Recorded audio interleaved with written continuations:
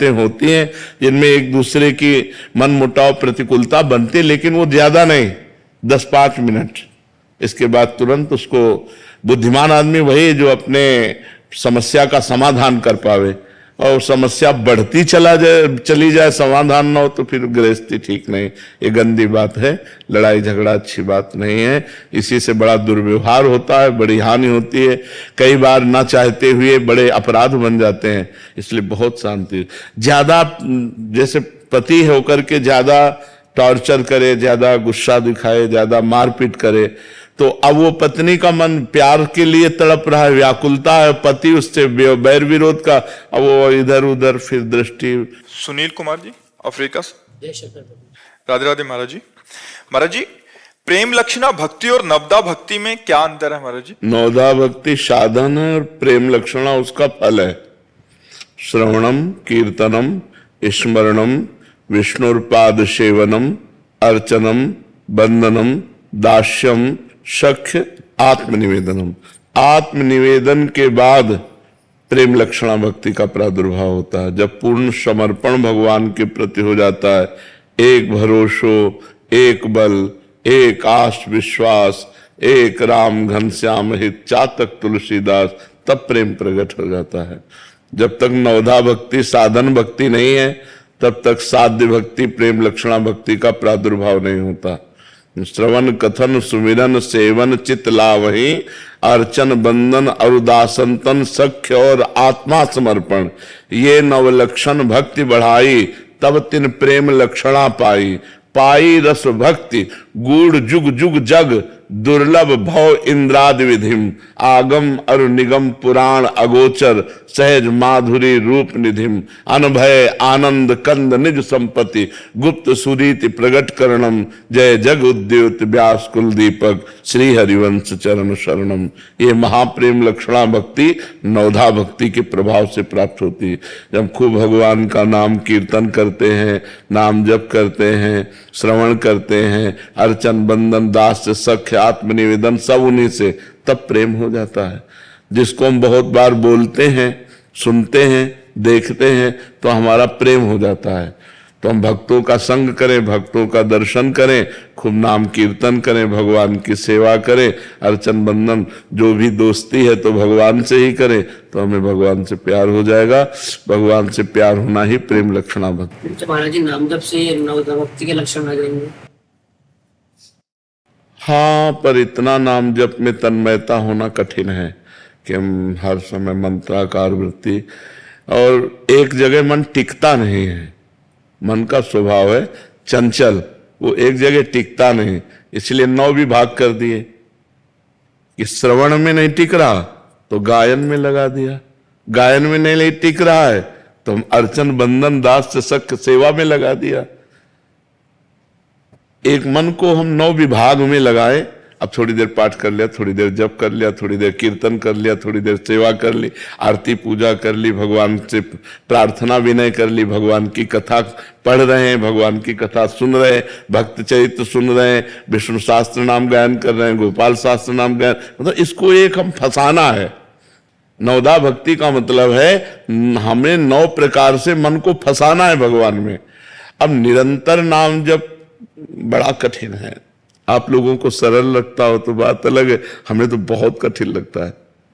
निरंतर एक ही नाम बार बार चलना ये बहुत कठिन बात है।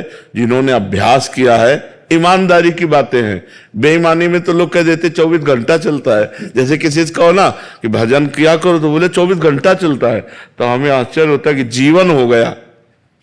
अभी हम ये नहीं कह सकते 24 घंटा चलता है, हम ऐसा नहीं कह सकते। अभी कच्चाई है, सच्चाई अगर जो भी है वो भगवान की तरफ से, कच्चाई हमारी तरफ से। हम ये नहीं कह सकते कि 24 घंटा हमारी तरफ से चलता है। मंत्र चलना, निरंतर नाम चलना बहुत कठिन है। बंदर की तरह छलांग लगाता रहता है मन, इस डाल से उस डाल, उस डाल से उस डाल। देखो ना इसकी, ये कहीं टिकता थोड़ी है। तो अगर हम बार बार नाम में इसको टिकाएं तो कितना जलाता है। जो साधक जप कर रहे हैं वो जानते हैं कितना जलाता है। अगर उसको डांटो कि यार क्यों इतना परेशान कर रहे हो, चुपचाप नाम में लगो, तो परेशानी वो और पैदा करता है, जलाता है। उसी जलन को जो सह गया, यम ही न व्यथ्यन्ते ते पुरुषम पुरुष सब सम दुखा सुखाधीरम सो अमृतत्वाय कल्पते, वो अमृत पद का अधिकारी हो जाता है। वैसे हो सब कुछ जाएगा नाम से, पर नाम में स्थिति बनना बहुत कठिन है, बहुत कठिन है। इसीलिए जब नाम में, नाम जप में मन नहीं लग रहा तो नाम कीर्तन शुरू कर दिया। अब नाम कीर्तन में भी मन नहीं लग रहा तो कथा शुरू कर दिया, भगवान की कथा सुन। उसमें भी मन नहीं लग रहा तो संतों के वचन सुनने लगे। मतलब हमको एन केन प्रकारेण अपने मन को भगवान में लगाना है, और जहां ये भगवान में लग गया फिर तो बात बन गई, फिर तो परिपक्व हो गया, सिद्ध हो गया, तो जीवन जीवन हो जाता है, मन भगवान में नहीं लगता। इसका खेल ऐसे चलता रहता है, ऐसे चढ़ा फिर उतर के धम में से आ गया, फिर चढ़ा फिर कभी लगता है काम बन गया, कभी लगता है यार जहाँ थे वही खड़े। ये यात्रा कभी ऐसी अनुभव में नहीं आती कि पूर्ण हो गई। ये पूरे जीवन भर चाहे जितना बड़ा कोई महापुरुष हो, वो लगा ही रहता है, प्रयासरत रहता है, हमारा मन कभी संसार में ना जाए, वो निरंतर भगवान में है। तो अगर हमारा एन केन प्रकारेण भगवान का चिंतन बनता रहे तो उसी से प्रेम हो जाएगा, जिससे हमारा बार बार बातचीत होती है, श्रवण होता है, कथन होता है, सुमिरन होता है, उसी से प्रेम हो जाता है।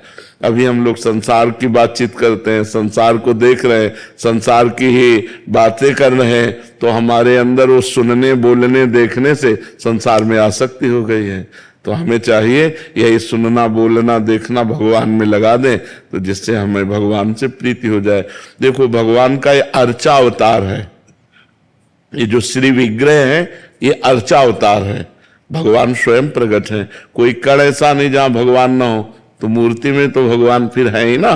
तो भगवान की मूर्ति के दर्शन करना, श्री विग्रह के दर्शन, बड़ा हृदय पवित्र होता है। देखो अब बिहारी जी, राधा वल्लभ जी, ये तो साक्षात प्रगट भगवान है, इनको किसी मूर्तिकार ने थोड़ी रचा है, ये स्वयं भू है, स्वयं प्रकट हुए हैं। तो इनके जैसे दर्शन करे तो हृदय हमारा आकर्षित होता है, पवित्र होता है। तो दर्शन से, श्रवण से और गायन से बहुत जल्दी प्रीति होती है। तो हम भगवान के श्री विग्रह के दर्शन करें, और भगवान के श्री विग्रह से ज्यादा लाभ संत दर्शन से हो जाता है। और भगवान ने भी कहा, सातों सम्मोहिमय जग देखा और मोते अधिक संत कर लेखा।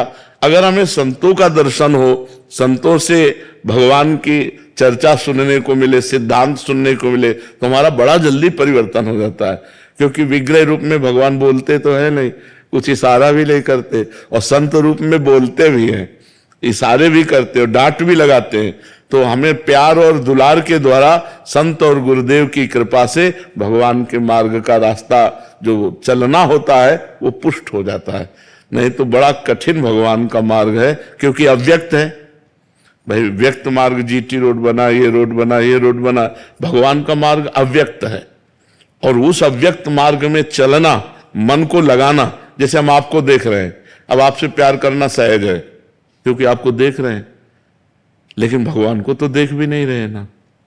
केवल सुन करके, श्रवण सुजस सुनि आयवु प्रभु भंजन भवभीर त्राहि त्राहि आरति हरन शरण सुखद रघुवीर। केवल भगवान की बात सुनकर चलना है, मिले नहीं, उधर से कोई भरोसा नहीं कि वो भरोसा दिला रहे कि अपनी तरफ से श्रद्धा करना है, अपनी तरफ से प्यार करना है, तब पता चल जाएगा कि उधर से कितनी जोर का भरोसा है। करो सदा तिनके रखवारी जिम बालक राखे महतारी। भगवान फिर कितना प्यार दुलार अपने भक्तों को करते हैं। जी विपिन यादव जी नोएडा से। राधे राधे महाराज जी। महाराज जी, एक साधारण नाम जापक ईश्वर को मानने वाला जिंदगी में नाम जप करता रहा, परंतु मृत्यु के समय राम राम कह नहीं पाया, तो उसकी गति, और दूसरा अधर्मी व्यक्ति मृत्यु के वक्त राम राम कह गया, तो उसकी गति क्या होगी? ऐसा नहीं है, सिद्धांत नहीं कि कोई कल्पना नहीं है। अधर्मी व्यक्ति कह ही नहीं सकता। जैसे आप अजामिल का उदाहरण दें तो अजामिल पहले धर्मात्मा पुरुष था, भागवत उठा के देखो, संयमी, जितेंद्रीय, ब्रह्मचारी। अब एक वैश्यागमन करते हुए दृश्य देख लिया, कामाशक्त हो गया, अब भ्रष्ट हो गया। तो संतों का समुदाय एक दिन उसके दरवाजे, पूरी कथा है। तो जब देखा अजामिल ने तो रो पड़ा। तो उन्होंने कहा मेरा उद्धार कैसे होगा? अजामिल। तो कहा आप तुम्हारे जो पुत्र हो उसका नाम नारायण रख देना। समझो संत का संकल्प क्या लग रहा है, मेरा उद्धार कैसे होगा? तो बोले अब जो तुम्हारा पुत्र हो उसका नाम नारायण रख देना, तुम्हारा कल्याण हो जाएगा। संतों के संकल्प के अनुसार अंतिम समय उसको अपने पुत्र की स्मृति से नारायण नाम निकला और उसका कल्याण। अधर्मी आदमी अंत में भगवान का स्मरण नहीं करता। अधर्मी आदमी जो पापाचरण जीवन भर किए अंतिम समय वही नाचता है उसके। और जो भजनानंदी अंतिम समय मूर्छित हो गया, बेहोश हो गया, अचानक दुर्घटना हो गई, शरीर छूट गया, तो उसकी परम गति होगी। क्योंकि अंतिम समय आप उसी घड़ी को मानते हैं जिसमें प्राण छूटते हैं, लेकिन अंतिम निर्णय माना जाता है कि जैसे हम राधा राधा बोल रहे हैं, अब इसके बाद हम राधा नहीं बोल पाए और बेहोश हो गए और कल मरे, तो हमारा अंतिम समय ये है। जो अभी राधा बोला होश में, ये अंतिम, ये 3 दिन बाद मरा, 5 दिन बाद मरा, तो अंतिम उसका अंतिम जो स्मरण चेतना में था वो ये राधा था। ऐसा नहीं हो सकता कि भजन करने वाले का अंतिम समय भगवान का विस्मरण हो जाए। हाँ, यदि उसने चूक की है तो चूक हो जाएगी। जैसे बहुत भजनानंदी भरत जी महाराज और चूक करके हिरण में आसक्ति कर ली, तो अंतिम में हिरण का स्मरण हुआ, हिरण बनना पड़ा। लेकिन हिरण के भी शरीर में, आप भागवत में पढ़ के देख लो, खूब भजन किया, डट के भजन किया और अगला जन्म ब्रह्म बोध संपन्न महापुरुष के रूप में हुआ। तो भजन की कभी हानि तो होनी नहीं। एक बात और हम आपको बता दें भगवान की करुणा की। भगवान ने कहा यदि मेरा भक्त अंतिम समय मूर्छा आदि के कारण मेरा स्मरण नहीं कर पाता है तो मैं उसकी स्मृति बन जाता हूं, क्योंकि जीवन भर उसने मेरा भजन किया तो मैं उसकी स्मृति में स्फुरित होने लगता हूं। राधा राधा, ये नाम तुमने पकड़ा ना, तो अब नाम तुम्हारा अंतिम बना देगा वो ईश्वर, क्योंकि नाम चिदानंदमय है ना, कोई जड़ वस्तु थोड़ी है, चिदानंदमय। तो तुमने जीवन भर राम राम जपा, राधा राधा जपा, कृष्ण कृष्ण जपा, अब अंतिम समय तुम बेहोश हो गए तो अपने आप चलने लगा। जैसे आप अनुभव करो, आप जैसे अभ्यास कर रहे हैं नाम जप का, तो आप सो के करवट बदले, थोड़ी चेतना जागृत हुई तो आपको दिखाई दिया नाम चल रहा है। उस समय आप नाम जप कर नहीं रहे लेकिन नाम चल रहा है, ऐसे अंतिम समय नाम चलेगा। ये नाम की महिमा है।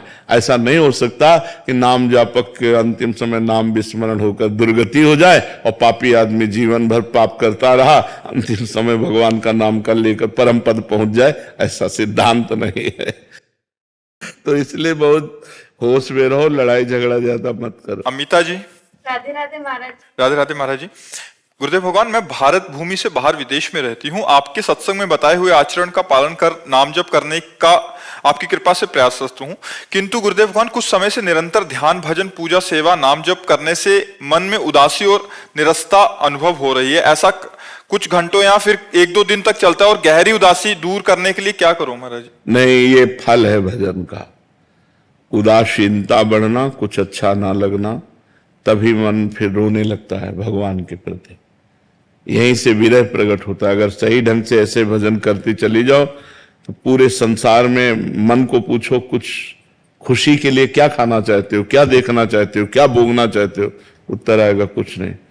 तब एक भगवान से पुकार होती है आर्त भर करके, प्रभु अब आप मिलो, अब हमारे मन को आनंद देने वाले आप ही हो।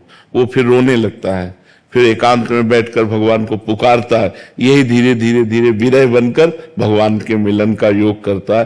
तो इसे हटाने की कोशिश मत करो, उस समय और नाम जप करो भगवान का। ये बड़े भाग्य से जब हृदय पवित्र होता है नाम जप करते हुए, तो फिर कुछ अच्छा नहीं लगने लगता, कुछ नहीं सुहाता, बस यही लगता है कि भजन करता रहूं, कोई भगवान की बात सुना दे, कोई भगवान से मिला दे, ऐसी बातें आने लगती हैं। तो चुपचाप रहो, अच्छा है, कोई गलत नहीं है, नाम जप और बढ़ाओ। श्रद्धा कनौजिया जी। श्री हरिवंश महाराज जी।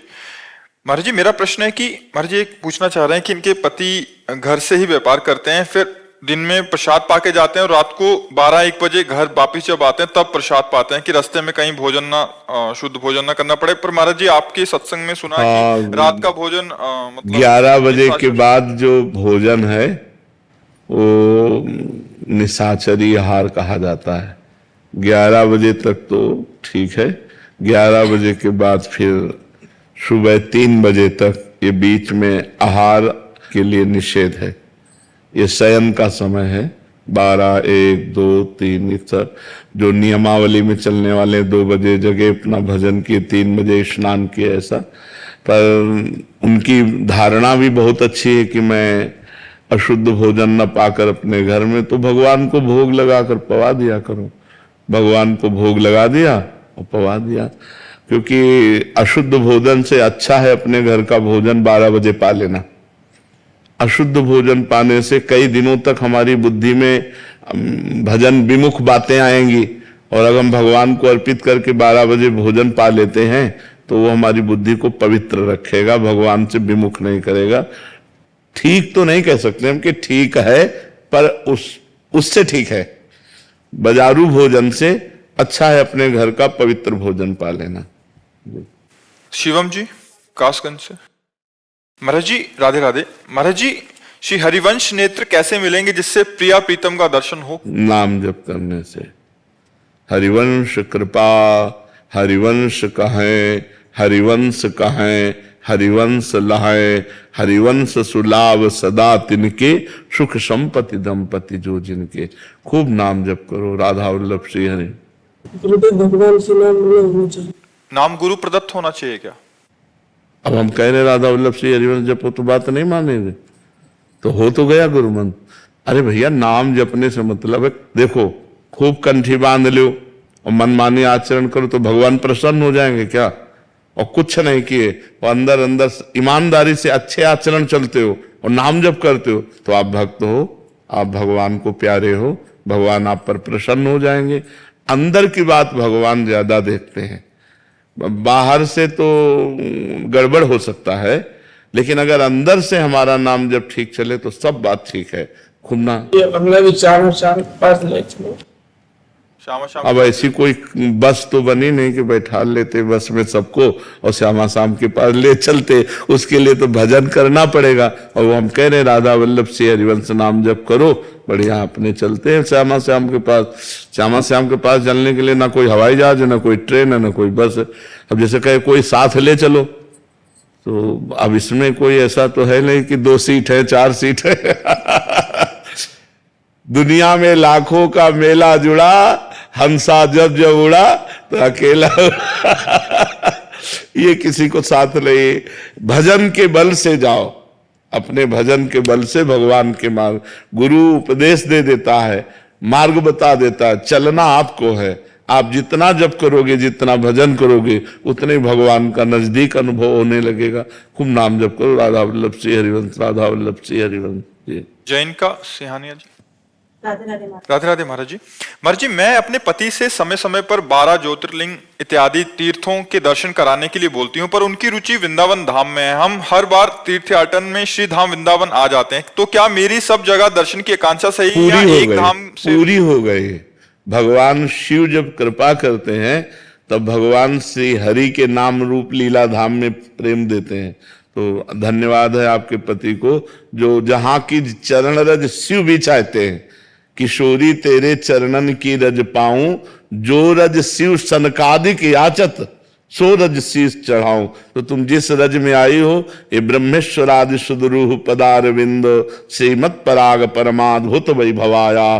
ब्रह्मा और ईश्वर भगवान शिव भी जिस भूमि की वंदना करते हैं, जिसकी रज को अपने माथे पे लगाते हैं, वही वृंदावन धाम। यहाँ आ गए मतलब सब दुनिया के तीर्थ हो गए, क्योंकि जितने भी तीर्थ हैं, आप गौर से ध्यान दीजिए, भगवान शंकर के सिर पर गंगा जी विराजमान हैं। और वो कौन है गंगा जी? भगवान का चरणामृत है। जब भगवान वामन रूप धारण किए और वो ब्रह्मलोक पद गया, तो ब्रह्मा ने वो जल चरणों का प्रक्षालन करके कमंडल में रखा। वही ब्रह्म कमंडल से भगीरथ ने तपस्या के द्वारा जब लाए, तो वही भगवान शंकर के सिर पर विराजमान। गांगम वारी मनोहारी मुरारी चरणच्युतम त्रिपुरार शिरचारी। जिन चरणों का धोवन गंगा जी भगवान शंकर के माथे पे विराजमान है, उन्हीं चरणों से यहाँ गाय चराया, उन्हीं चरणों से यहाँ खेले, घुटनों के बल यहाँ खेले, भगवान रास किए, भगवान नित्य विहार किए, तो ये भूमि की समानता त्रिभुवन में नहीं हो सकती।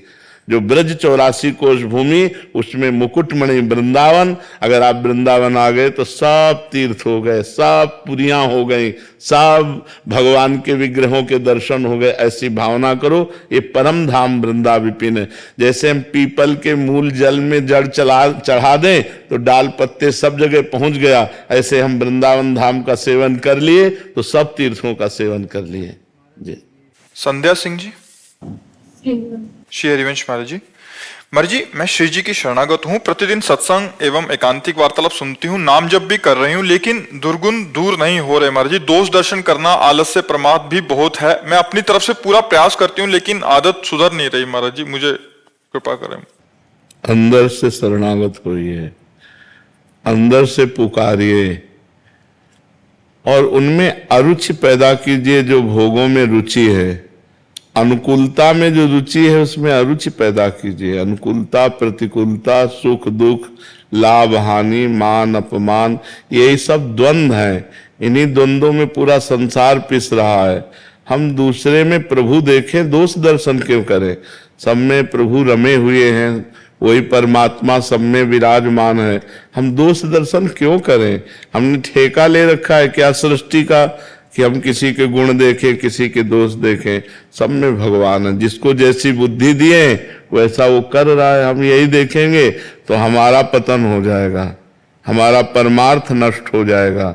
जो अद्वैष्टा सर्वभूतानां मैत्रा करुण एव च निर्ममो निरहंकारा सुख दुखा जब तक हम किसी में दोष देखेंगे तब तक परमात्मा प्राप्ति। अद्वैष्टा सर्वभूतानां, किसी भी जीव में हमें दोष नहीं देखना, किसी भी प्राणी में दोष नहीं देखना। अद्वैष्टा सर्वभूतानां मैत्रा करुणेव से, सबसे मित्रता का व्यवहार, करुणा का व्यवहार, लेकिन ममता किसी से नहीं और अहंकार नहीं। निर्ममो निरहंकारा सम दुखा सुखा क्षमी, जो सुख दुख में समान भाव रखता है और अपने प्रति करने वाले अपमान तिरस्कार करने वाले व्यक्ति के प्रति भी क्षमा भाव रखता है, ऐसा भगवान को प्राप्त हो जाता है। जो किसी भी जीव में दोष दर्शन नहीं करता, सबसे मित्रता करुणा का व्यवहार करता है, जो ममता रहित और अहंकार रहित होता है, जो सुख दुख में समान भाव रखता है, जो क्षमावान पुरुष है, वो भगवान को प्राप्त हो जाता है, परमात्मा को प्राप्त हो जाता है। तो यदि हम श्री जी के शरणागत हैं तो हमको सुधार करना चाहिए। जैसे हमें इनमें दोष दर्शन दिखाई दिए तो तुरंत हमें पलट कर सोचना चाहिए, नहीं नहीं मेरी दृष्टि खराब है, इनमें तो भगवान विराजमान है, मैं दोष दर्शन कर तो नष्ट हो जाएंगे। धीरे धीरे सब में भगवत भाव करो, दोष दर्शन करना नष्ट हो जाएंगे। और सही पूछो तो दूसरों में दोष नहीं है। हाँ, जब तक वो दोष अपने में नहीं होगा तब तक दूसरे में नहीं दिखाई देगा। अगर हमारा चश्मा लाल तो पूरी सृष्टि लाल, हमारा हरा तो अगर हमारी दृष्टि भागवतिक तो सब भगवान दिखाई देंगे। नहीं, देखो गोपी जनों की दृष्टि श्याममयी तो कह रहे जित देखूं तित श्याममयी है, जित देखूं तित श्याममयी। पूरी सृष्टि उनको श्याम सुंदर दिखाई दे रहे। और गोस्वामी जी, सिय राम मैं सब जग जानी, करूं प्रणाम जोरी जुग। उनको सब में सिया राम दिखाई दे रहे और हमको दोष दर्शन दिखाई दे रहा है।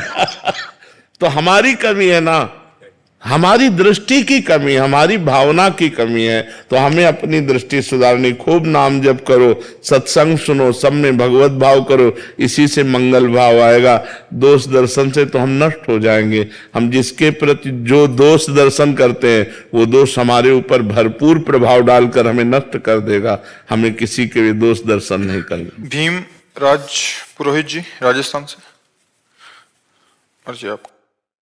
जी आप कह रहे हैं कि गुरुजी से पंचाक्षरी मंत्र मिला, फिर जब पत्नी का देहांत हुआ तो फिर गायत्री मंत्र जप कर रहे हैं, फिर अभी जब श्रावण मास आता है तो एकांतवास करते हैं। अभी 18 दिन हो गए वृंदावन धाम में रुके हुए। महाराज जी कह रहे हैं कि मार्गदर्शन करें कि इनको समझ नहीं आ रहा कि यहाँ आने के बाद अभी कौन सा मंत्र या नाम जप करें। और अभी श्री राम बुक लिखते हैं, 18 साल से सन्यासी जीवन ही जीता हूँ। बस वही जो गुरु जी ने दिया, मंत्र मूलम गुरु वाक्यम, जो गुरु जी ने आपको दिया पंचाक्षरी मंत्र वो पूर्ण है, सब कुछ पूर्ण है। साधक को चाहिए कि एक जगह लग जाए और इतनी जोर से एक जगह लगे कि सब भूल जाए, केवल एक बात याद रहे। हम जहां लगे बहुत तन्मयता से लगे तो एक ही परमात्मा है, वही कृष्ण है, वही राम है, वही शिव है, वही दुर्गा है, वही विविध नाम रूप धारण किए हुए। तो एक जगह लग जाए तो सब रूपों की उपासना हो गई, क्योंकि वही रूप धारण किए हुए है। तो हम जैसे गुरु के द्वारा पंचाक्षरी मंत्र मिला है तो निरंतर पंचाक्षरी मंत्र ही जपते रहे, खूब नाम मंत्र जपो। और जब आप पवित्र दशा में हो तो सांब सदाशिव, सांब सदाशिव, जैसे शौच और पवित्र है तो सांब सदाशिव, और हर समय पंचाक्षरी मंत्र जपते रहो। पर वो तो पहले गुरुजी ने दिया था, फिर महाराज जी जब पत्नी का देहांत हुआ तो तब गायत्री मंत्र जप रहे हैं। अभी गायत्री मंत्र तो पहले मिलता है, इसके बाद पंचाक्षरी मिलता है। फिर अभी सियाराम की लिखता भी हूँ। असल बात अभी आप लक्ष्य नहीं बना पा रहे हो, इसलिए नहीं चल पा रहे हो। 18 वर्ष हो गए कह रहे हो, है मौन धारण किए हैं, इस 1 महीने के लिए आते हैं तो श्रावण मास। हाँ करो, हमें लगता है कि थोड़ा समिटो, सुलझो थोड़ा। अभी थोड़ा सुलझ नहीं पा रहे हो, समिट नहीं पा रहे हो, समिट जाओ, सुलझ जाओ। अब तो बुढ़ापा आ गया है, अब जाने वाला नंबर है, अब ज्यादा समय नहीं रह गया इधर उधर। एक लक्ष्य बना लो और एक गुरु चयन करो जो आप विरक्त भेष मार्ग का, विरक्त मार्ग का, और भगवान का भजन करो, चाहे घर में रह के भजन करो, कोई फर्क नहीं पड़ता।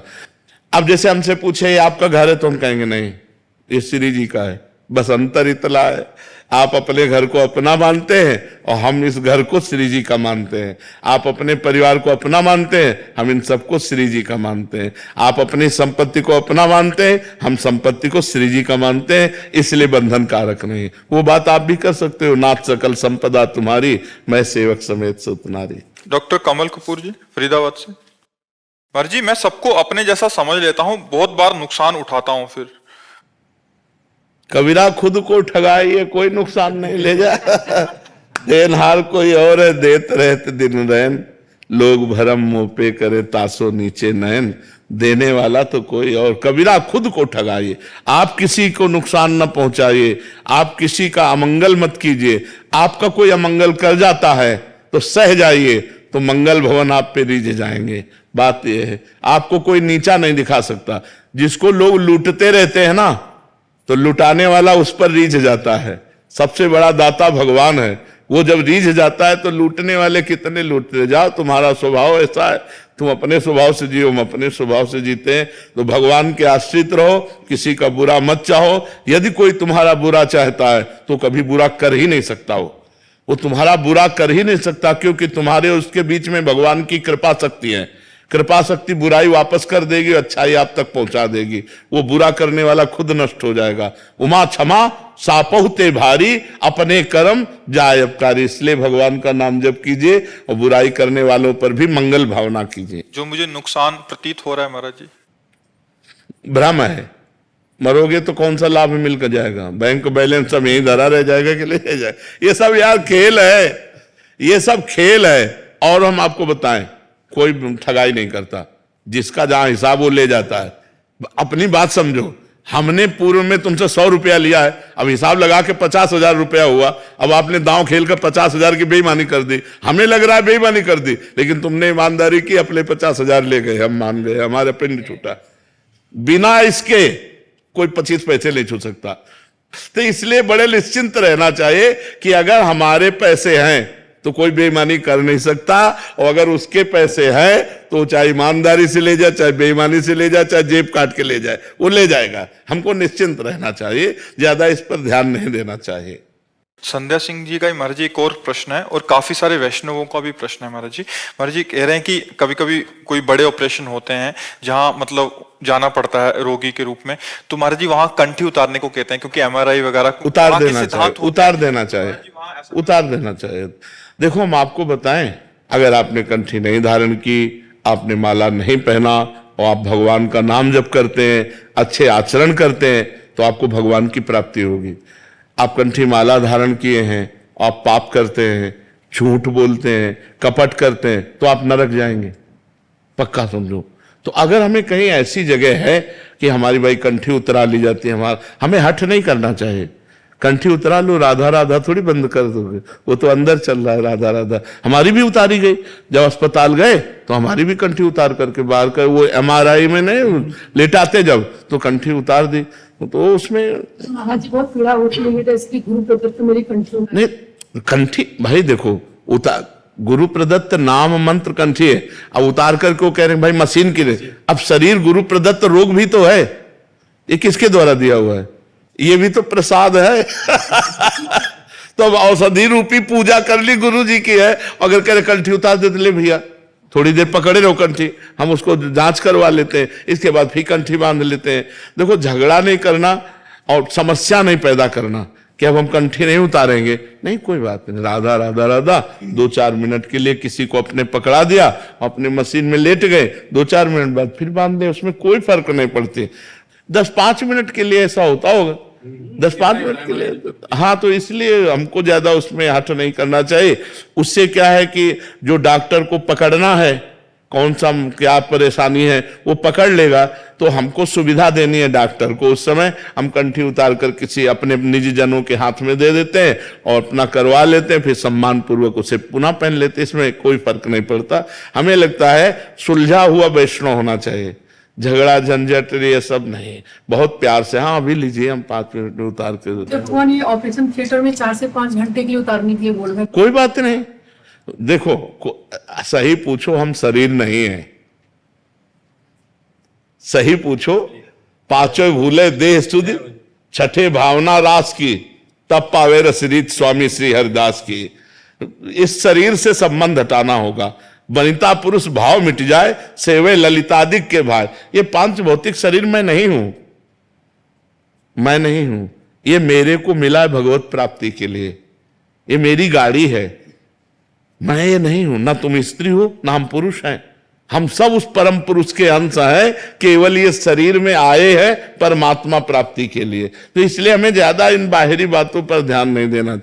देखो, अब तुम मतलब हमारी बात समझ पाओ, अगर एक श्लोक है सुधा निधि में, दादा सुधा निधि पढ़ा है तो शायद अगर आप मतलब पढ़े होगे तो समझ पाओगी। लिखन्ति भुजमूलतो न खलु शंख चक्रादिकम विचित्र हरि मंदिरम न रचयन्ति भालस्थले लसत तुलसी मालिकाम ददति कंठ पीठे नवा गुरुर भजन विक्रमात् को इहिते महाबुद्धया। बोले गले में कंठी नहीं बांधी, मस्तक में तिलक नहीं लगाया, कोई भी चिन्ह नहीं है वैष्णव के, लेकिन गुरु प्रदत्त नाम मंत्र में इतना डूबा हुआ, बोले ऐसा कोई महावैष्णव बिरला ही होगा। लिखंत भुजमूल तो न खलु शंख चक्रादिकम विचित्र हरिमंदिरम न रचयन्ति भालस्थले लसत तुलसी मालिकाम दधति कंठ पीठे नवा गुरुर भजन विक्रमात् इहिते महाबुद्धया। महाबुद्धया तो एक स्थिति ये भी है, हमको इसी से चलना है, लेकिन एक स्थिति यह है देहातीत स्थिति जिसमें शरीर की शुद्ध नहीं है। वहां तक पहुंचने के लिए हमें सब साधन है। तो हमें बात ध्यान रखना, मान लो शरीर का ऑपरेशन है, 4-5 घंटे ऑपरेशन में लगने, तो राधा राधा राधा राधा हमारा जो कंठ है जब तक शुद्धि रहेगी। अब जैसे हमारा भी ऑपरेशन हुआ, किडनी पे फेल है तो डायलिसिस के लिए पेट वाला ऑपरेशन कितने होते रहते हैं। तो जैसे तो हम ये बता देते, हमें बता दो कि अब तुम बेहोश करने वाले हो, तो बोले अब बेहोश करने वाले, तो बस अपने होश में आके बेहोश होते हैं अब। हाँ, एकदम बिल्कुल फिट, जैसे मृत्यु के समय नहीं फिट, ध्यान में बिल्कुल प्रिया प्रीतम नाम मंत्र चल रहा है। तो जब होश आया वही सीन सामने, क्योंकि बेहोश की स्थिति में पहले जैसे सोते समय आप गाढ़ भजन करते हुए सो, तो आप जब जगोगे तो भजन चलता मिलेगा, वैसे चलता मिलेगा। तो हमें ज्यादा शारीरिक भावों पर ध्यान नहीं देना।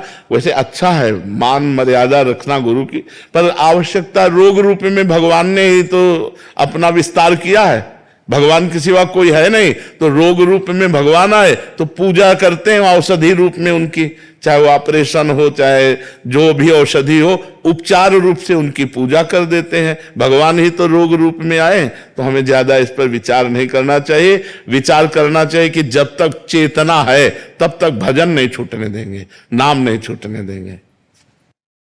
डॉक्टर अभिषेक रंजन जी। राधा वल्लभ श्री हरिवंश। राधे राधे महाराज जी। महाराज जी, आपके आदेशानुसार श्वास श्वास पर नाम जप करने का पूर्णतः प्रयास कर रहा हूँ। प्रभु जी, कई कई बार आनंद की ऐसी स्फुरना होती है। महाराज जी, इन्होंने अपना अनुभव लिखा, हम बोल नहीं रहे, कह रहे कि बहुत अच्छा अनुभव होता है।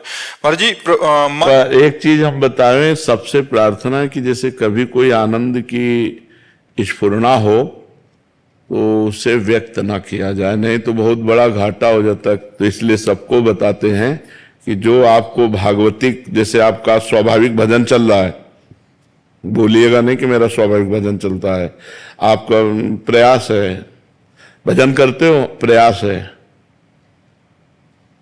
बस मतलब अपने को बहुत छुपा के रखना है। अगर कोई बात कहनी है तो उसको ऐसे कहना है कि संतों से सुना है कि ऐसे करने से ऐसे आनंद की अनुभूति होती है, संतों से सुना है ऐसे ऐसे जब करना चाहे। तो अब उसको गुप्त रख करके फिर प्रयास, अब 10 दिन लगेंगे कि 15 दिन लगेंगे कि महीना लगेगा उस स्थिति में आने में। और वो स्थिति ऐसी आनंदमय होती है कि मन कहता है कि जैसे आप भी भजन करते हो, आप भी भजन, तो ऐसा वो नहीं बताना चाहिए जी। महाराज जी, मन मस्तिष्क में एकांकी मौन को लेकर पूज्य उड़िया बाबा जी के वचन बार बार प्रेरित करते हैं कि उड़िया बाबा जी के अनुसार मौन हमें ईश्वर के पास ले जाता है, मौन ब्रह्म की ओर, मौन आत्मा का साक्षात्कार, मौन जीवात्मा से परमात्मा तक पहुंचाने की सीढ़ी आता है। महाराज जी, क्या मौन से, मानसिक मौन और वाचिक मौन से विरह की अनुभूति और प्रगाढ़ होती है? और बिल्कुल बिल्कुल 100%, इसमें कोई एक भी % संशय नहीं, क्योंकि वाणी से सबसे ज्यादा अपराध बनता है। हंसी मजाक, झूठ बोलना, कई तरह की ऐसी बातें होती हैं जो हमारे वाणी से अपराध बन जाते हैं, और वाणी का बहुत बड़ा प्रभाव पड़ता है। अब जैसे हम वाणी से मौन है तो वो धीरे धीरे मन पर भी प्रभाव पड़ने लगता है। आप देखो कुछ दिन मौन, जैसे आप तो बोलने की जैसे तो एक उदासी छा जाएगी कि अब बोल सकते नहीं, तो फिर एकांत का मन करेगा कि हम किसी से मिले ना, किसी से जुले ना। पर जैसे जिसका व्यापार है या नौकरी है या अन्य साधनों में रत है और साधनरत है, तो मतलब विचार मौन रहना चाहिए। विचार मौन ज्यादा उत्तम है। विचार मौन का मतलब है जैसे आप हमसे कोई बात पूछ रहे हैं, अब हम बार बार अब पूरी मनोशक्ति लग रही हो, आप समझ नहीं पा रहे, हम समझाना चाह रहे, तो हमारे अंदर चिड़चिड़ापन आ जाएगा। अगर अत्यंत आवश्यक है तो हम बोल देते हैं, और अत्यंत आवश्यक नहीं है तो हम उत्तर नहीं देते। इसे विचार मौन कहते हैं। जो बोलेंगे सत्य बोलेंगे, मृदु बोलेंगे, हितकर बोलेंगे, नहीं तो मौन रहेंगे।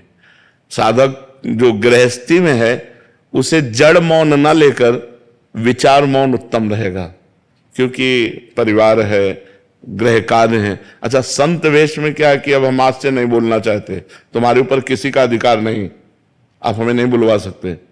लेकिन गृहस्थी में बहुत सी ऐसी बातें हैं जिनमें आपको बोलना ही पड़ेगा, तो उसमें विचार मौन ज्यादा उत्तम है, जड़ मौन ठीक नहीं है। तो विचार मौन के द्वारा भी वही गति प्राप्त की जा सकती है। वाणी का सद्व्यवहार परमार्थ को पुष्ट करता है, या वाणी का मौन, दोनों पुष्ट करते हैं। तो हम सद्वाक्य बोल करके, सद्व्यवहार करके अपने मन को निसंकल्प बनाएं, अपने मन को मौन की तरफ ले जाए। मन को मौन की, मन का संकल्प रहित हो जाना ही सच्चा मौन है। तो इसके लिए वाणी का मौन सहयोगी है, पक्का सहयोगी, क्योंकि अपने लोगों ने इसका आश्रय लिया है, इसका सहारा लिया है, आज भी है। शाम टाइम हमको, इस समय तो हमारा ये सेवा रहती है, इसके बाद फिर हम कोशिश करते हैं कि हमें मौन ही रहना पड़े। इशारे से बात कर ली, जैसे कोई बात है कि आप अगर बहुत बोलना हुआ तो 2 शब्दों में बोल दिया, यानी शांत अपने सुमिरन चिंतन में। तो ऐसा है, व्यवहाररत उपासक को विचार मौन रहना चाहिए।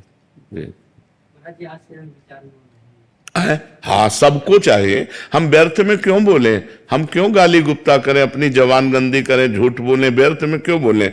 बहुत गंभीर रहना चाहिए, शांत रहना चाहिए, उसकी बात सुनी, अगर बोलने लायक है तो उत्तर दिया, नहीं तो मौन है, हमें क्या मतलब, चल दिया। अगर मान लो आपसे कोई पूछ रहा है, आपसे ही डायरेक्ट पूछ रहा है, कोई बात पूछ रहा है, आपको लग रहा है उत्तर देना ठीक नहीं, नजर नीचे की चल दिया।